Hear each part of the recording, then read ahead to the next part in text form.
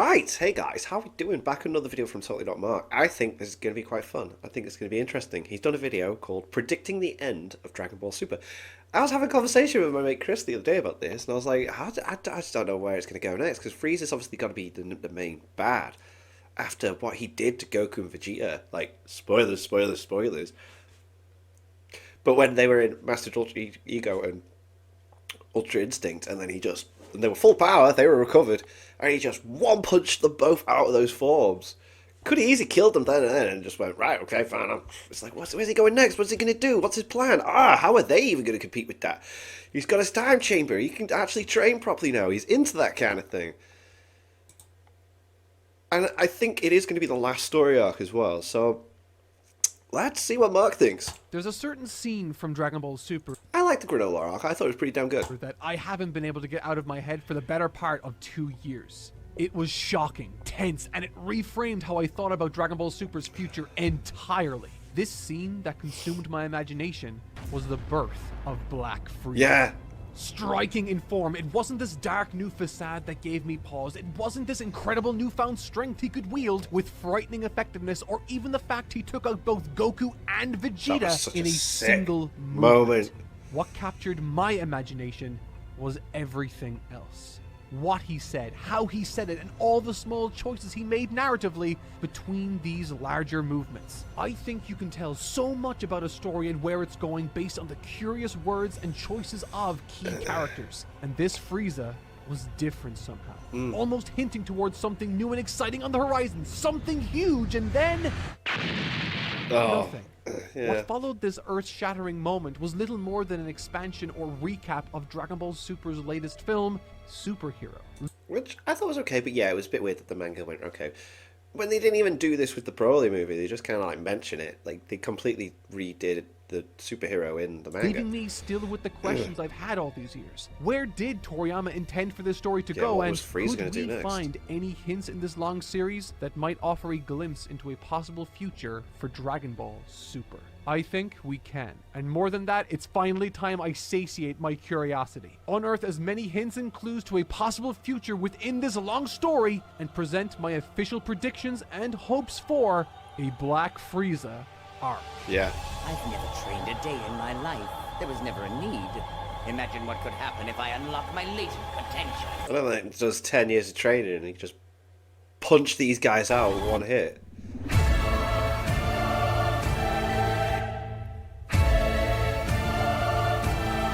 Oh, this is so epic. This is so freaking cool. I'm curious, Whis. While I enjoyed my all too brief slumber, did that upstart Frieza manage to eradicate planet Vegeta for me? No, this can't be real. Yo, because they've really built him up to like just be the pinnacle at the end of it all, hasn't he? I love it, the back and forth with him. This is not the way this ends. Will you keep your word or won't you? By now, you should know that better than anyone, don't you?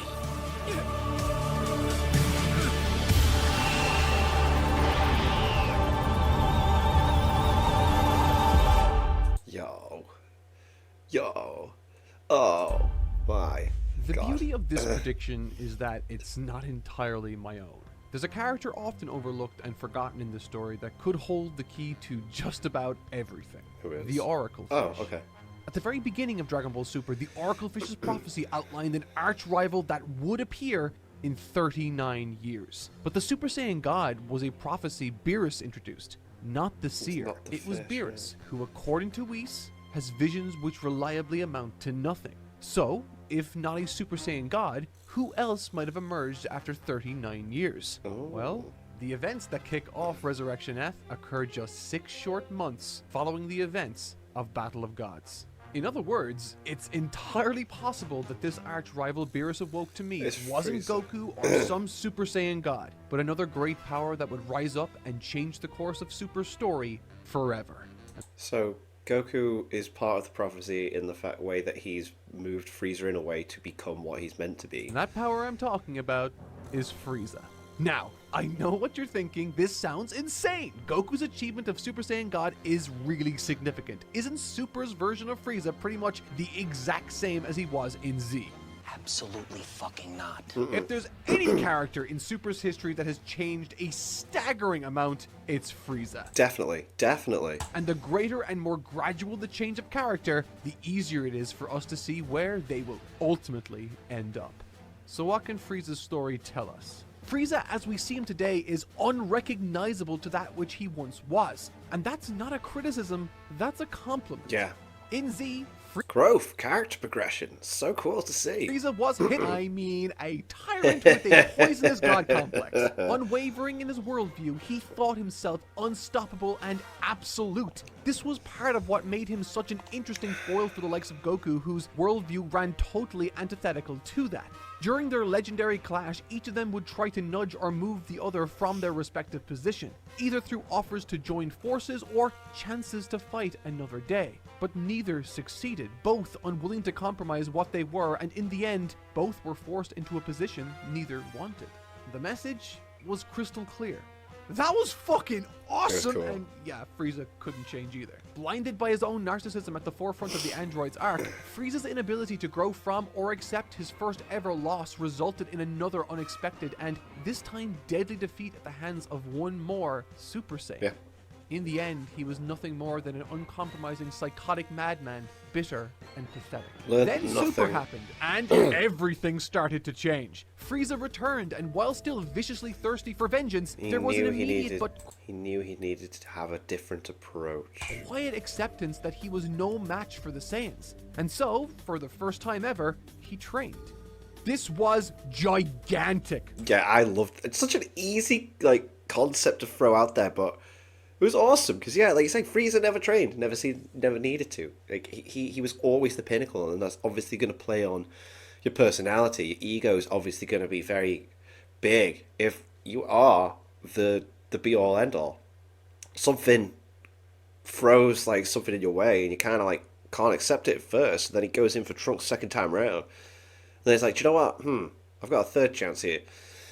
I need to do something different, and character growth and progression is from here. For the character. Prior to this, you could tell even his minions were apprehensive to inform him of Goku and Ko's development since his death, simply because the old Frieza would have cut them down where they stood for daring to suggest anyone could ever be superior to him. But he knows. This Frieza has learned from his past mistakes and became impossibly strong in just 4 short months. In that time, he managed to bridge the gap between he and the Saiyans to the point that he almost succeeded. Yeah, he did. But ultimately, it was that lingering vitriolic anger, that fragile and bruised ego from Namek, which remained. It did. He was as soon as he thought he had the edge, he didn't even bother spending time with it. He just jumped straight in, and again, his own fault he lost. And led him to make a severe error.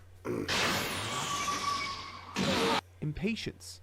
Impatience which made him little more than a fatigued sprinter trying to win a marathon. In reality, this fight was over before it even began. Fast forward a bit, and we're once again reintroduced to Frieza for the Tournament of Power. And upon hearing Goku's offer, Frieza further demonstrates adaptation and change. He accepts his current circumstances and his lack of leverage, and instead of succumbing once again to the anger that has defined his character's failures, he accepts Goku's offer to earn his life back. The old Frieza would never have been able to comprehend this offer, let alone leverage it for his own gain. Which is fitting, for that strange and vulnerable scene at the very end asks both us as viewers and indeed Frieza himself to cast our minds back, to consider the final moments of Namek one more time, and for the first time, Frieza sees and understands that moment for what it was. Genuine, honest charity. There is just so much history and natural introspection packed into that short but seeing those two fight together was just so unreal. Absolutely unreal. Perfect exchange. An admission from Frieza that he was wrong and that he can genuinely trust Goku's word, and that despite being brought back to life, some of those more poisonous traits which blinded him to reality may have stayed well and truly dead forever. But the thing is as well, after the fact, he doesn't expect him to go through with it. He's just he's helped, and then he goes, alright, okay, come on, take me back, blah, blah, and then they get in it, he's like, oh.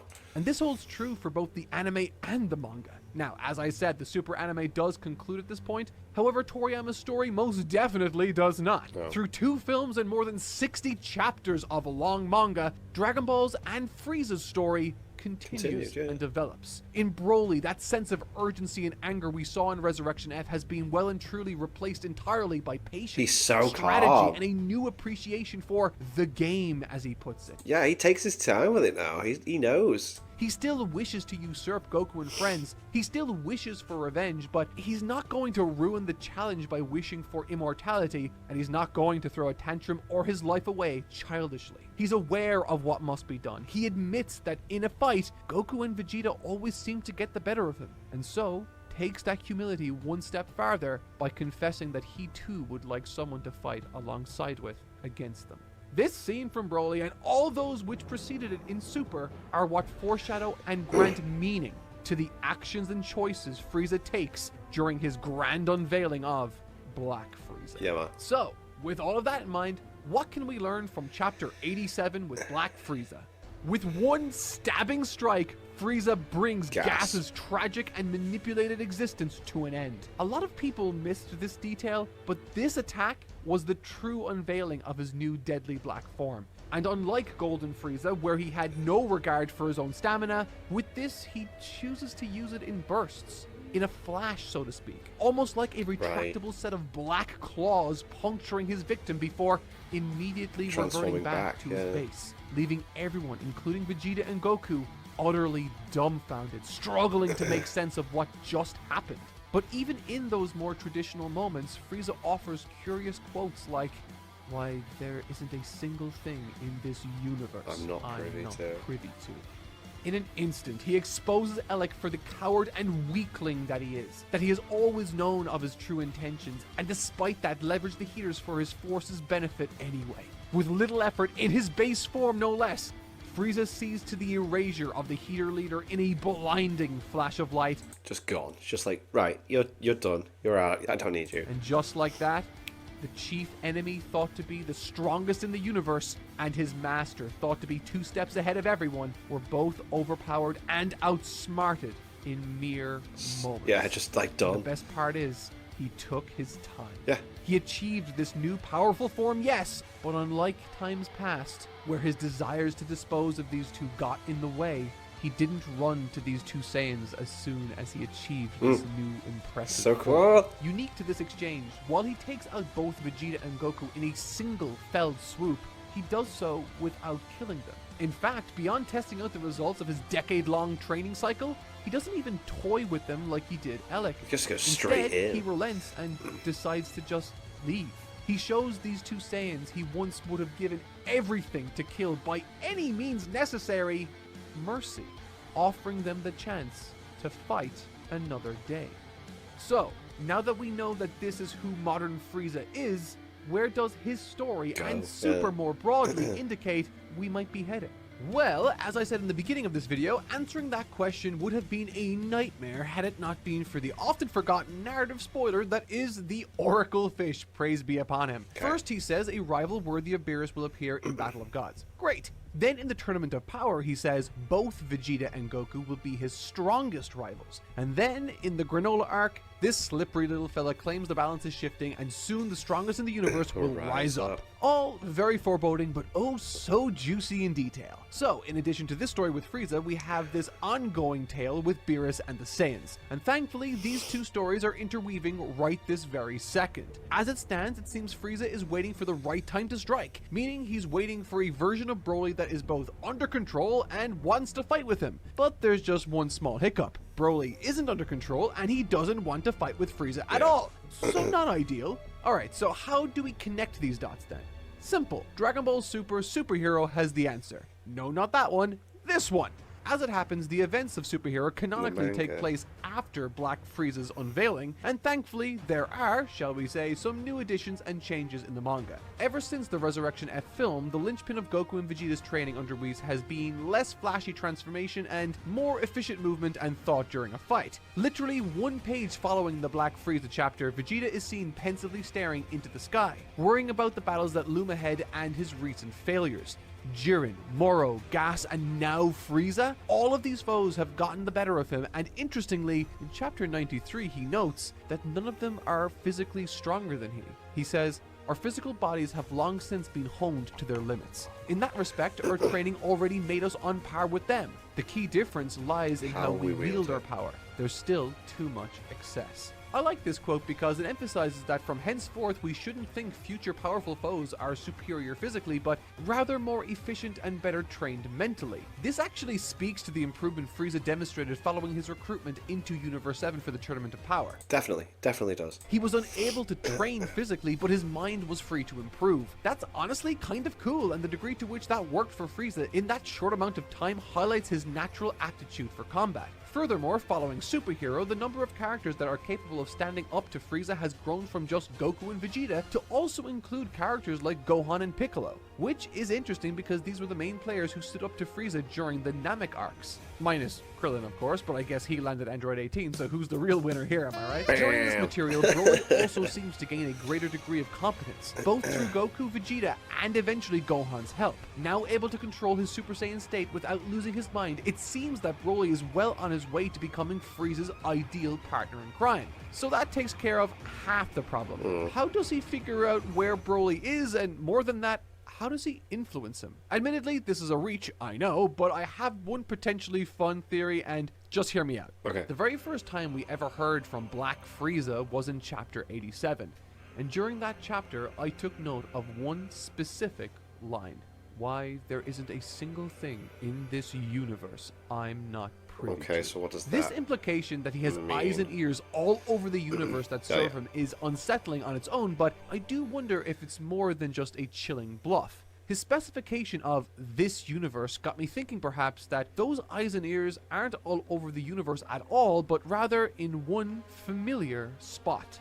Zuno. Oh, We've okay. actually seen in the past how easily he gives into pressure from Yes, external definitely. powerful foes. How quickly do you think he might fold if Black Frieza waltzes up to him, or worse again, kidnaps him and uses him for his own bidding? If Frieza actually has Zuno, then there really isn't a single thing in this universe He he doesn't know. isn't privy Yeah. to. He isn't lying, literally. If this Zuno character has a detailed spreadsheet in his mind for Bulma's bust measurements across time, then he definitely has all the answers Frieza requires. Yes. Furthermore, it's not like it's without precedent. Dragon Ball loves to take the easy way out of corners they've written themselves into, and I think there's no more easy way out to solve Then this do that. particular Yeah, why problem not? than by Frieza just rocking up to Zuno, periodically asking, is Broly done cooking yet? I've a mighty hankering for some broccoli. Also, how do you make friends? But here's the thing, right? Even if we accept that something happens that aligns Broly with Frieza and the two duke it out as two naturally gifted individuals that had to learn how to control their temper in order to be the most effective versions of themselves. What's this story gonna be about exactly? How do you write a conclusion to a story like this that isn't just they fight the end? It also doesn't exactly help things that this modern Frieza is unlike any other villain this story has ever seen. Normally, antagonists or villains fall into one of two camps in Dragon Ball. Either they show up, get defeated, and swapped out, or once they're defeated, they join the forces of good. Both are Yes. easy to predict, but Frieza is neither. He's Dragon Ball's first ever serious recurring villain, and no, I do not count the Pilaf gang. There just isn't enough precedent or information to It is make cool a to leap have him with. keep popping in The and best popping moments out. of Dragon Ball for me have been the ones that feel both like a new contribution to the canon and harken back to the moments that grant them deeper significance. Wait.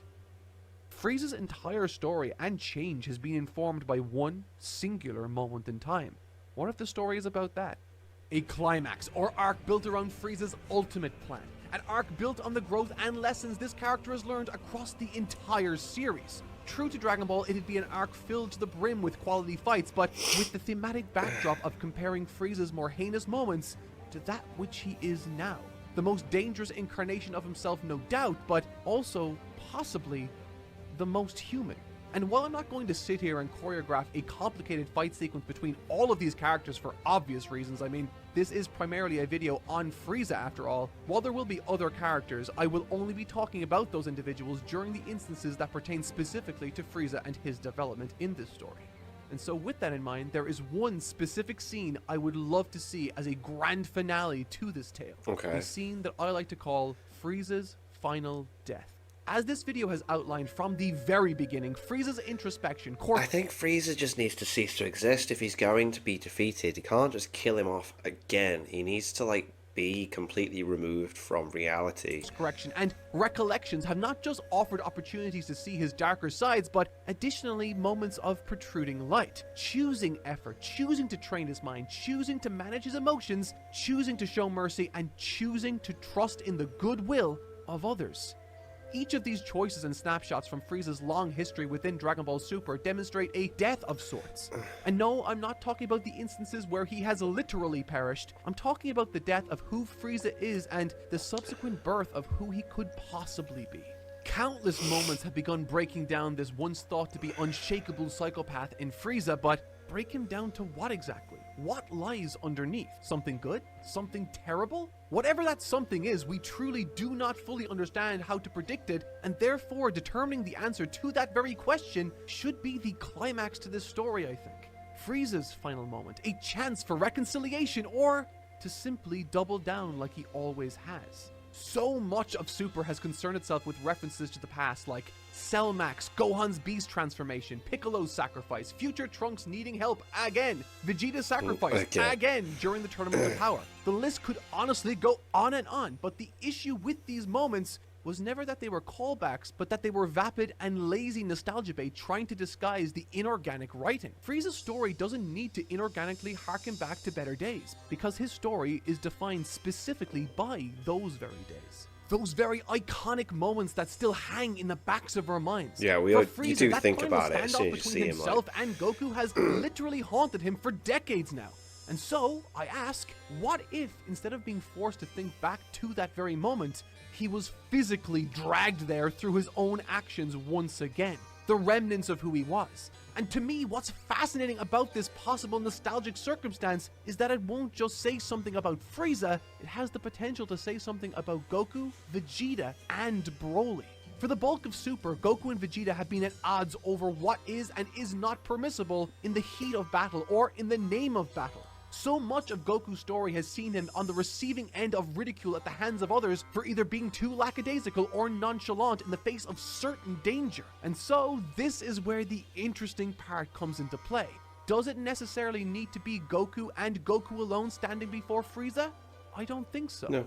In the moral and universe survival arcs, Goku's criticized for being incredibly reckless, but at the same time complimented as being this force that has changed others for the better. Namely, Piccolo and Vegeta. Goku certainly took reckless opportunities to fight them again, but through that they were given the chance to change, to be better. But now Frieza is back again, and places everyone in danger again. Just like Namek, just like during the Androids arc, Resurrection F, Broly, and now this, his most sophisticated and deadly attack to date. How many times can one person be given a second chance? Yeah. That, to me, is an interesting question, not for Goku to answer, but for literally everyone else on the battlefield.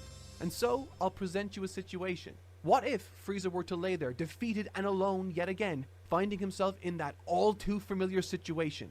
What then? What if he looks up and sees Goku standing there, raising his arm like he did all those years ago on Namek, and right as he's about to do what we all believe he will again, Vegeta grabs his arm.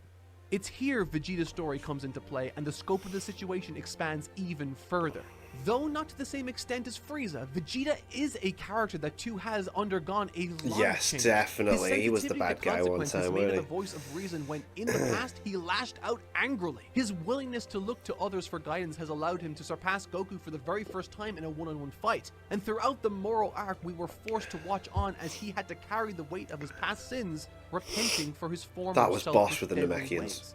Piccolo has even noted in the past that the reason individuals like he and like Vegeta exist at all and carry out the good that they do is because of Goku. this naive and selfish mercy Goku offers. However, despite all of that, Vegeta in this moment would be resolute. He's lost too much at the hands of this monster. He's certain that Frieza is rotten to the core and cannot change like the others have. And unlike Goku, we know Vegeta is willing to do what must be done. He's been here before, staring down at this pathetic monster, begging, crying, and manipulating his way into a better position. There's nothing this creature who has taken so much from him could possibly say that would surprise the prince anymore.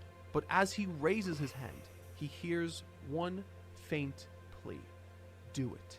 There is no begging, no lying. Yeah, that's what I thought. On my head, I was like, he'd just be like, you know what? I've tried so hard. let's Linkin Park it. I've tried so hard and got so far, but in the end, didn't even bloody matter. And I'd rather it be you guys that kill me. I mean, this isn't Linkin Park lyrics now. I'd rather it be you that kill me than somebody else. Like, we fought for so long. May as well, go out like this. No attempt at manipulation, just a warrior wishing for it all to end quickly, to be put out of his misery. Acceptance.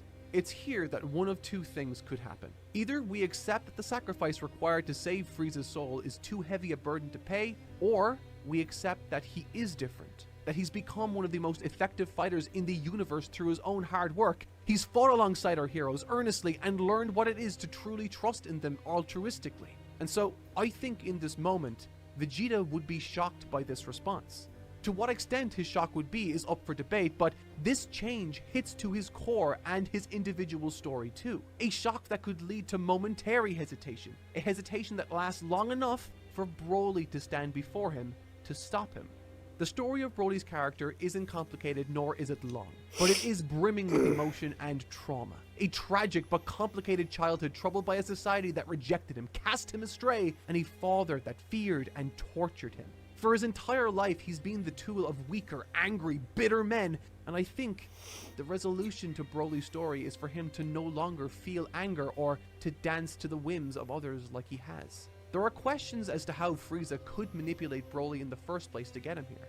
Answers that could range from as boring as Zuno told him of how his father died to Frieza's own admittance, allowing him to use it as yet another point of manipulation, pointing out to Broly that he saw the pain his father caused him and before he could do any more, stopped him. Whatever the case may be, Broly needs to break free from these shackles, to no longer allow others to influence his behavior and force him to bring pain onto others because, at his core, Broly is gentle. That's the tragedy of his character. Yeah. And if he were to stand up in that moment, he wouldn't want anyone else to die. Finally liberated by the anger that has defined him for so many years. Yeah, have Frieza say, look, do you know what? Because he wants out now. He's like, look, I killed your dad. Do it. And then for Broly to not go into rage and peace out and just go, do you know what? That'd be cool. But is this the right decision? Was this path Goku set Frieza down enough? Or was Vegeta's solution necessary and right? The interesting thing about this scenario is that there is technically no right or wrong answer if you're not clairvoyant. And if I was writing this, I wouldn't offer an answer. But as the tension is released and everyone takes a breath, I would have someone else join the scene, or rather, someone's.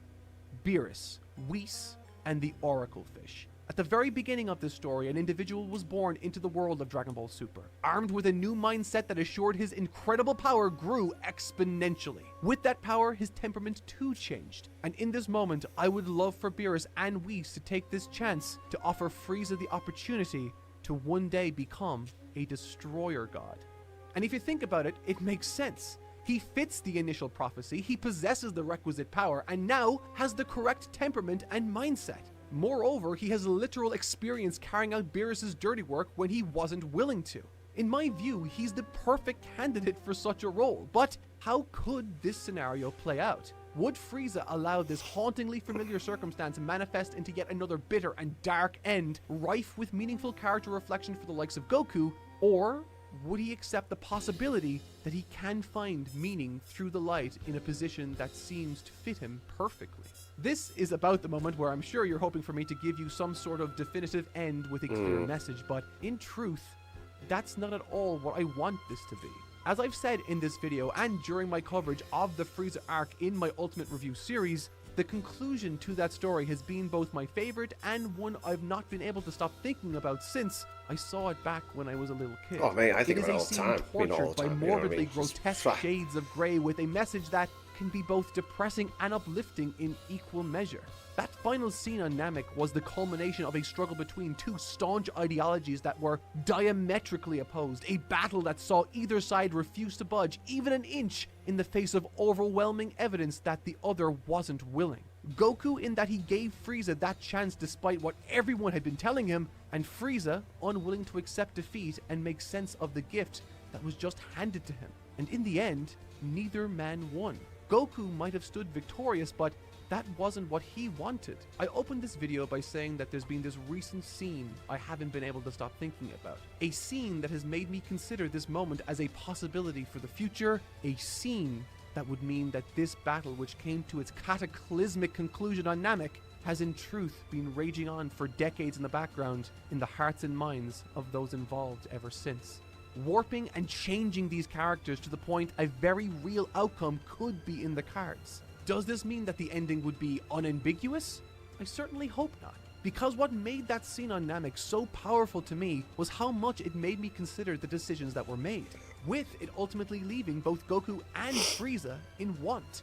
I do wonder, however, if through this approach, if Frieza were to accept the possibility of more through becoming the God of Destruction for Universe 7, could we achieve that same morally ambiguous conclusion? Only this time, instead of concluding on a down note drenched in darkness, we end on the possibility for a brighter tomorrow. Whatever the case may be, I would love to hear your thoughts on this and how likely you think it is for that scene to come full circle like I've outlined here. This video has honestly been insane, and odds are all of this is absolutely not going to happen, but it has been very fun to consider nevertheless. Predicting what Toriyama might have done is like trying to catch smoke with a sieve, but I tried my best. And my hope is that in the process you had fun too. But that'll do it for this week, folks. Daima is coming out soon, so subscribe for my coverage of that. Until then, October! I've been Totally Not Mark, and thank you all so much for watching. October's going to be... Whoa, October's going to be one. I was expecting... Normally it ends in like a stringy kind of like... God damn, that really threw me, whoa.